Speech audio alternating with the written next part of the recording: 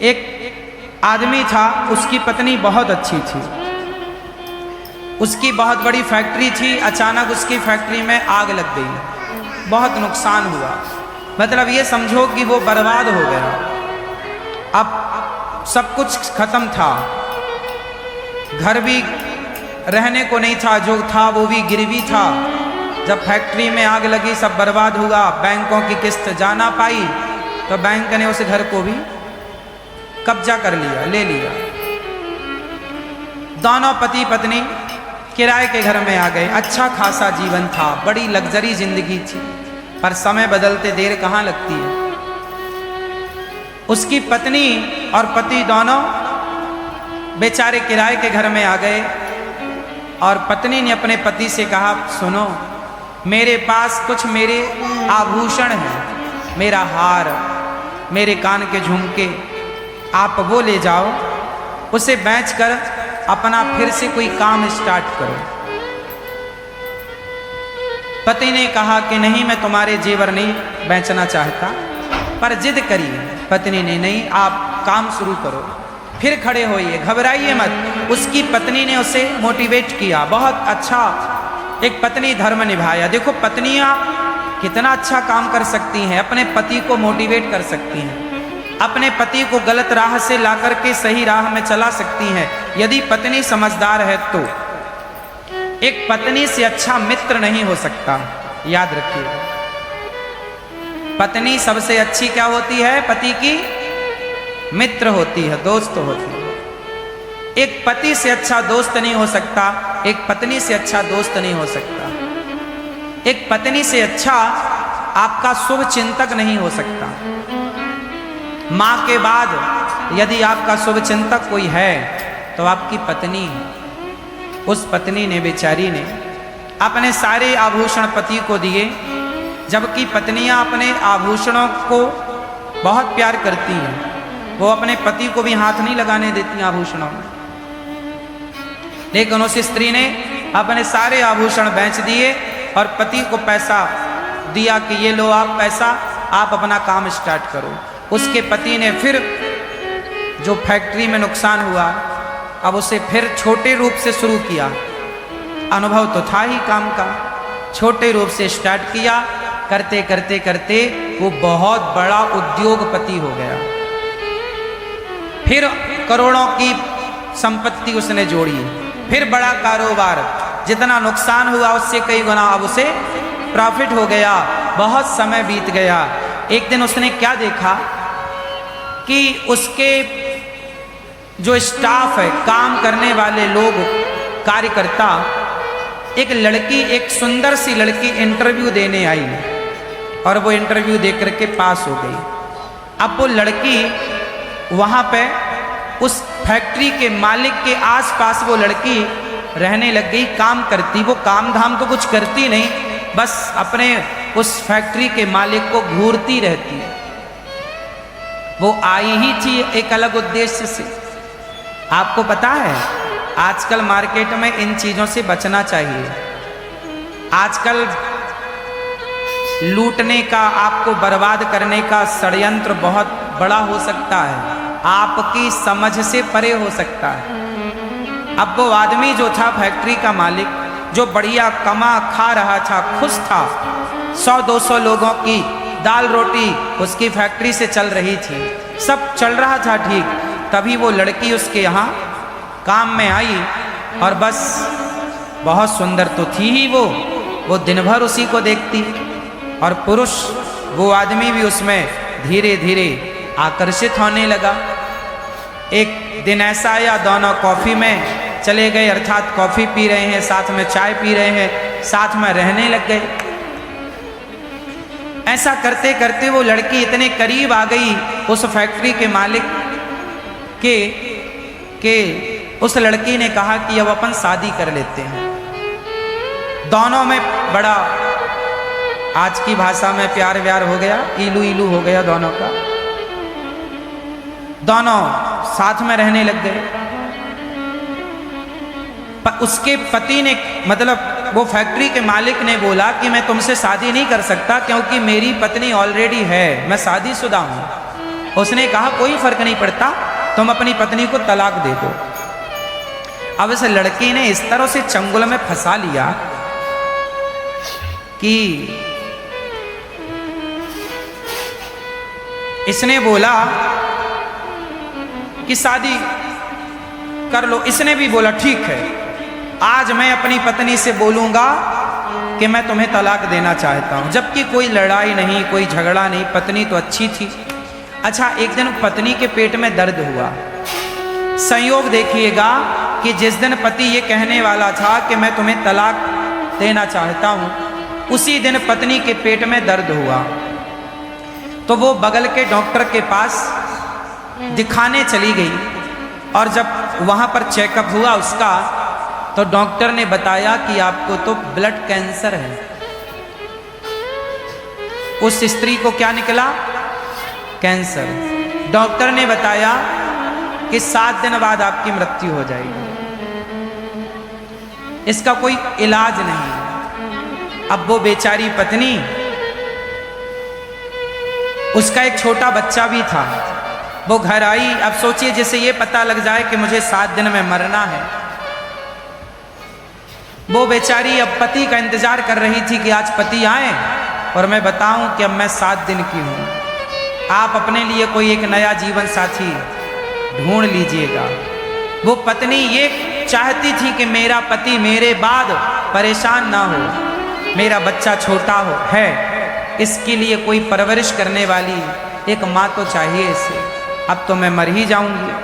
वो बेचारी अपने पति का इंतजार कर रही थी कि तभी पति आया गुस्से में। और चूंकि उस पति को तो उसने पाठ पढ़ा ही रखा था कि तुम्हें आज ये बोलना है कि तलाक देना चाहता हूं। पति आया। रोज तो अपना जूता जब उतारता था तो पत्नी आती थी, पत्नी अपने हाथ से उसके जूते मोजे उतारती, अपने हाथ से पानी देती, उसका बैग लेती। रोज की तरह पत्नी आई, पर आज उसने गुस्से में अलग जाकर बैठ गया और बोला, सुनो, अब हम तुम्हें तलाक देना चाहते हैं। पत्नी कुछ कहना चाहती थी कि मुझे कैंसर है, मैं मरने वाली हूं। तभी पति ने कह दिया कि मैं तुम्हें तलाक देना चाहता हूं। पत्नी ने बहुत समझदारी का परिचय दिया और पत्नी ने पति से अपना हाल कुछ भी नहीं कहा। अब वो चिड़चिड़ाने लग गया, गुस्से में आ गया, चूंकि उसका मन कहीं और लग चुका था। पत्नी ने कुछ जवाब नहीं दिया। पत्नी ने कहा, अच्छा ठीक है, आप मेरे से तलाक लेना चाहते हैं? हाँ, मैं 7 दिन बाद आपको तलाक दूंगी। मैं आपको 7 दिन बाद तलाक दूंगी, परंतु आप मुझे इन 7 दिनों में जैसे पहले प्रेम करते थे उसी प्यार से आप मुझे 7 दिन रखेंगे। 7 दिन बाद मैं आपको तलाक दूंगी। पति को लगा ये तो बहुत सस्ता है। उसे तो लगा ये कोई अपना हिस्सा मांगेगी, पैसा मांगेगी, प्रॉपर्टी मांगेगी, पर उसने तो कुछ भी नहीं। उसने कहा मुझे कुछ नहीं चाहिए, केवल आप मुझे 7 दिन खूब प्यार कीजिए, रोज अपने पास बिठाइए, मेरे पास आकर बैठिए, मेरे साथ खाइए, नाश्ता मेरे संग कीजिए, भोजन मेरे साथ कीजिए, रात्रि को प्रेम पूर्वक हम दोनों पार्क में घूमेंगे और आप हमारे साथ रहेंगे। आप हमारे लिए वैसी ही बातें करेंगे 7 दिन जैसे शादी के बाद आप हमसे करते थे। पति को लगा, अच्छा पति को नहीं पता था कि ये केवल 7 दिनों की है, लेकिन अब पत्नी को पता था कि अब चलो मैं तो 7 दिन की हूँ, पर इन्हें तलाक देना है, कोई बात नहीं। अब सोचिए उस स्त्री का दिल कितना बड़ा रहा होगा। कोई और होती तो भड़क जाती, पर उस स्त्री ने कोई जवाब नहीं दिया। एक दिन बीता, उसके पति ने भी खूब प्यार दिया उसे, बनावटी प्यार था अब तो, पर किया। रोज उसके साथ अच्छे से खाता पीता, चलता फिरता, टहलता, हंसता, सब बढ़िया। 7 दिन, 1 दिन, 2 दिन, 3, 4, 5, 6, आज 7वां दिन था, आखिरी। आज पत्नी ने अपने पति की आरती उतारी, उसके माथे पर तिलक किया और आज उसे उसके काम के लिए भेजा जहां वो फैक्ट्री रोज जाता था। और जब उसका पति आज घर से गया ना, तो उसके मन में विचार आया कि मेरी पत्नी देखो मेरे से कितना प्यार करती है। मैंने कहा कि मुझे तलाक चाहिए, तो उसने मेरे खातिर कि यदि मैं खुश हूं तो मेरी खुशी के लिए वो तलाक भी देने को तैयार हो गई। अब बताइए इससे बड़ा प्रेम क्या होगा। यदि पति तलाक चाहता है तो पति की प्रसन्नता के लिए वो तलाक देने को तैयार है।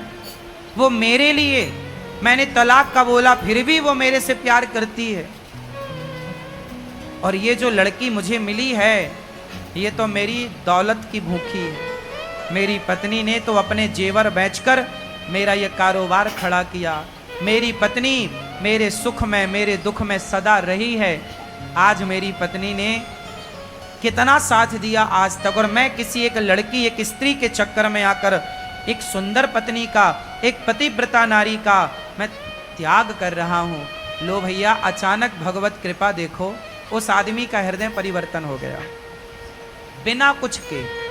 याद रखिएगा, ईश्वर न्याय करते हैं, ईश्वर न्याय करते हैं। उसका हृदय बदल गया और वो आज सारा काम छोड़कर ऑफिस का दिन को ही भागा घर की ओर के मैं अपनी पत्नी से माफी मांगूंगा, सॉरी बोलूंगा कि मैं तो जो तलाक का बोला मैं मजाक कर रहा था।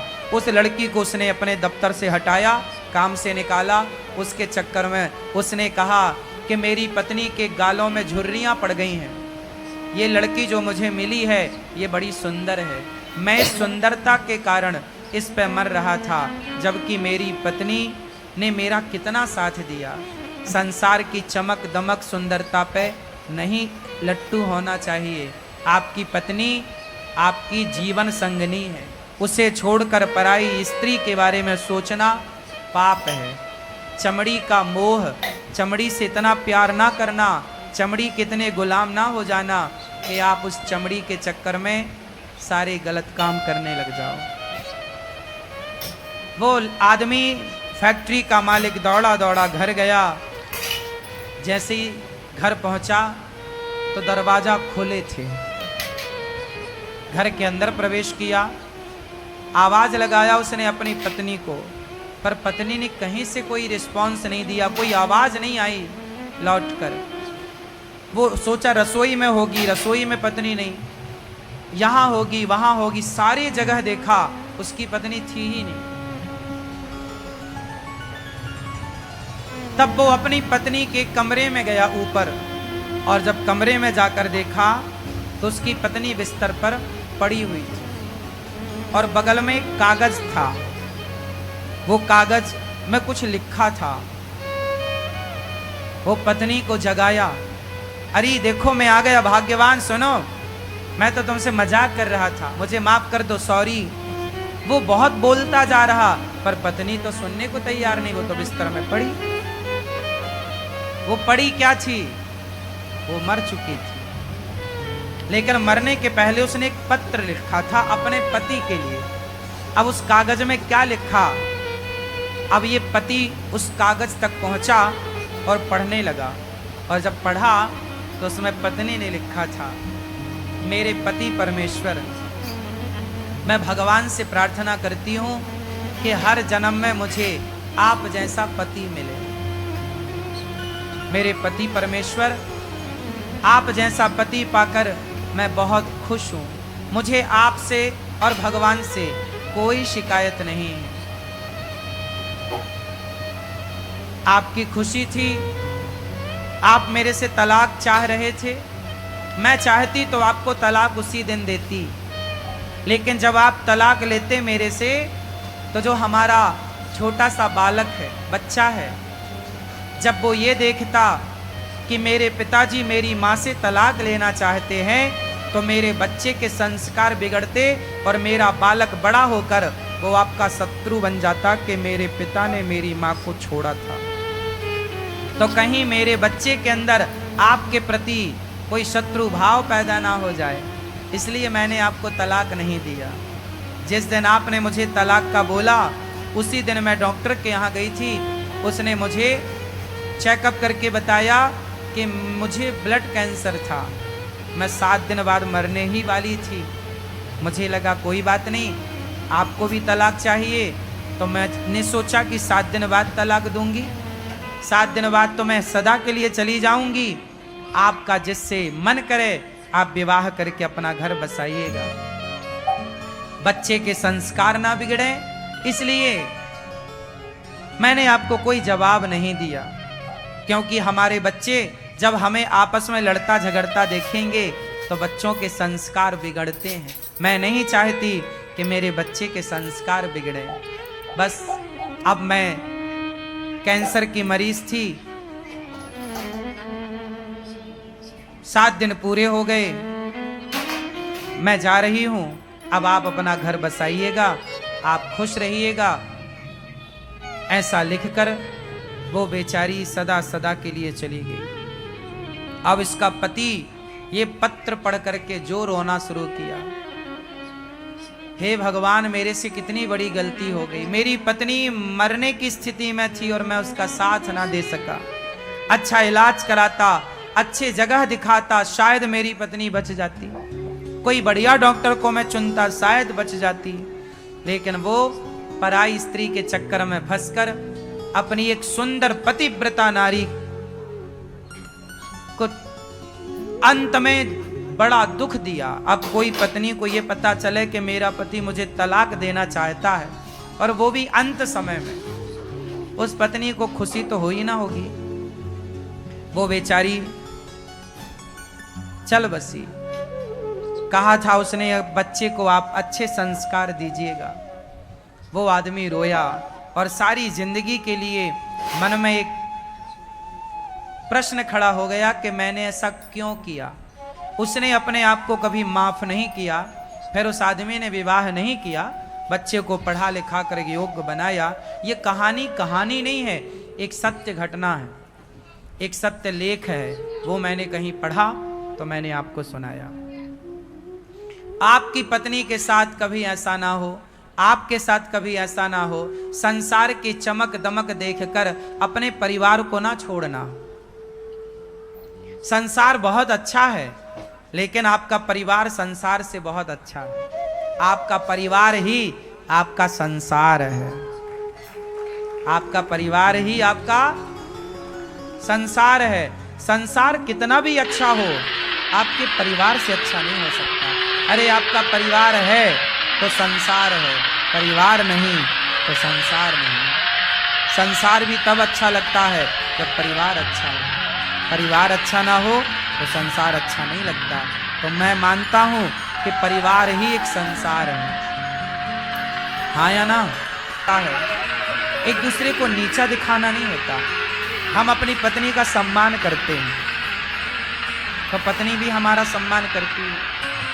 हम अपनी पत्नी पर विश्वास करते हैं तो पत्नी भी हम पर विश्वास करती है। हम अपनी पत्नी को अच्छे से बात करते हैं तो वो भी हमसे अच्छे से बात करती है। हम अपनी पत्नी से कुछ चाहते नहीं हैं तो वो भी हमसे कुछ नहीं चाहती। रिश्तों में चाह ना हो, हमें आपसे कुछ चाहिए, आपको हमसे कुछ चाहिए, तो ये तो व्यापार हो गया।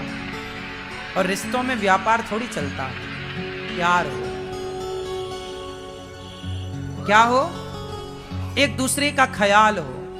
हम आपका ख्याल रखें, आप हमारा ख्याल रखें। सोचिए, रिश्ते इतने महत्वपूर्ण हैं कि भगवान भी आते हैं संसार में तो रिश्तों में रहते हैं, हाँ या ना? भगवान राम आए, भगवान कृष्ण आए तो वो भी रिश्तों में रहे, हाँ या ना? राम की 3 माँ हैं, 3 माँ में एक सौतेली माँ ने बोला कि राम तुम वनवास जाओ, मेरा बेटा राजा बनेगा। तो राम अपने रिश्तों को इस तरह निभाते हैं कि माँ भले सौतेली माँ हो पर है तो माँ, उस सौतेली का भी आदर किया और माँ के कहने से वनवास चल पड़े। कौन बेटा जाएगा सौतेली माँ के कहने से वनवास? ये रिश्तों का सम्मान ही तो किया राम ने। माँ की बात तो मानी।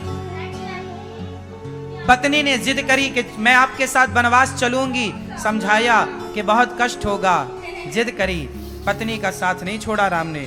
जंगल गए तो पत्नी को साथ लेकर गए। पत्नी आपकी जिम्मेदारी है, याद रखिए। जितने पुरुष बैठे हैं ध्यान से सुने, आपकी पत्नी आपकी जिम्मेदारी है। आपकी पत्नी, आपके पिता और आपकी माँ की जिम्मेदारी नहीं है, आपकी जिम्मेदारी है। जहां आप रहिए वहां अपनी पत्नी को रखिए, और जहां माँ रहे वहां आप रहिए, जहां पिता रहे वहां आप रहिए। पर राम माता पिता को संग नहीं ले जा सकते थे तो नहीं ले गए, पत्नी को ले जा सकते थे, पत्नी को ले गए। राम पत्नी को लेकर गए, और पत्नी को एक रावण नाम का दुष्ट व्यक्ति चुरा कर ले गया। तो अपनी पत्नी के लिए राम ने जंगल में एक सेना तैयार कर ली, बिना खंबे का सेतु बना लिया। किसके लिए? बोलो। राम की शत्रुता रावण से नहीं थी। राम रावण को शत्रु नहीं मानते थे। राम ने रावण को इसलिए नहीं मारा कि तुमने मेरी पत्नी का अपहरण कर लिया। राम ने रावण को इसलिए मारा कि रावण भक्तों पर अत्याचार करता था। साथ ही रावण ने वो काम किया जो उसे नहीं करना चाहिए। कौन सा काम? एक स्त्री को उसकी मर्जी के खिलाफ उसके साथ व्यवहार करना, यह राम को मंजूर नहीं था। अपनी पत्नी को सम्मान के साथ वापस लाए राम, रावण को मारकर। नारी के लिए, अपनी पत्नी के लिए रावण जैसी ताकत से लड़ना पड़ा तो राम जी लड़े हैं। किसके लिए? पत्नी के लिए। राम की दो जिम्मेदारी थी, एक पत्नी और एक भक्त। भक्त विभीषण को लात मार के निकाला रावण ने, राम ने नाश कर दिया। इसलिए पत्नी का आदर करिए। पत्नी आपकी जिम्मेदारी है, माता पिता हमारी जिम्मेदारी है। एक पुरुष की जिम्मेदारी, लोग कहते हैं स्त्रियों की जिम्मेदारी ज्यादा होती है, माँ का पक्ष ससुराल पक्ष। हाँ, बात सही है, स्त्रियों की जिम्मेदारी ज्यादा है, पर स्त्रियों से भी ज्यादा यदि माने तो पुरुष की जिम्मेदारी है। क्यों? क्योंकि पुरुष स्त्री की एक जिम्मेदारी है, पति की सेवा करना, पर पुरुष की जिम्मेदारी है कि पत्नी का भी ख्याल रखना, बच्चों का भी ख्याल रखना और माता पिता का भी ख्याल रखना। पुरुष की जिम्मेदारियां, आजकल का मर्द अपनी जिम्मेदारी समझ कहां रहा। वो तो केवल अपनी पत्नी को जिम्मेदारी मानता है, माता को नहीं, पिता को नहीं। भाई, पुरुष का मतलब ये नहीं है कि आप एक, देखो, एक नाव जो है ना, नाव में दो किनारे होते हैं, हाँ या ना?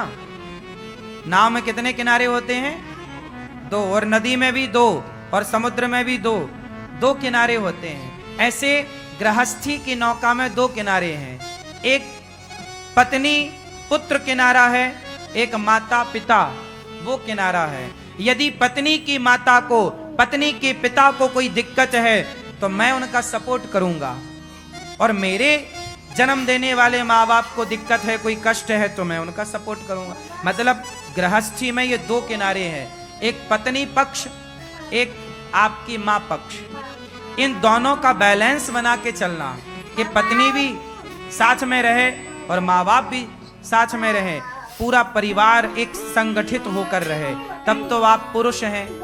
और आपने यदि एक को चुना, एक को छोड़ दिया, माँ बाप को छोड़ दिया या पत्नी को छोड़ दिया, अच्छे नहीं है फिर आप। पुरुष की जिम्मेदारी है पूरा परिवार संगठित रहे।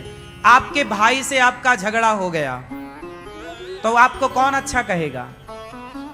लोग क्या कहेंगे, यार ये तो अपने भाई से लड़ता है, ये तो अपने भाई का सगा नहीं है। सुनो, कल आपके बच्चे होंगे तो आप अपने आपके दो बेटे हैं माना की, तो आप अपने दोनों बेटों को क्या बताओगे? बेटा तुम दोनों भाई बड़े हो के प्रेम से रहना। कैसे प्रेम से रहना? जैसे हम दोनों भाई प्रेम से रहते हैं।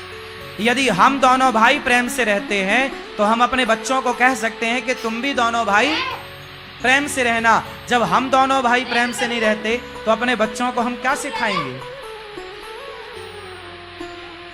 लवकुश प्रेम से रहेंगे, लवकुश प्रेम से रहेंगे। क्यों? क्योंकि भरत और राम प्रेम से रहते हैं। भरत और राम आपस में लड़ते तो लवकुश भी आपस में लड़ते। माँ बाप से बच्चे सीखते हैं। और मैं आपसे एक बात कहूं, आप अपने बच्चों को किसी और का उदाहरण ना दिया करो, आप खुद ऐसा जीवन जियो कि आप अपना उदाहरण बच्चों को दो कि बेटा जीवन ऐसे जिया जाता है, जीवन को जी करके बताओ। बात समझ में आ रही है? हाँ या ना?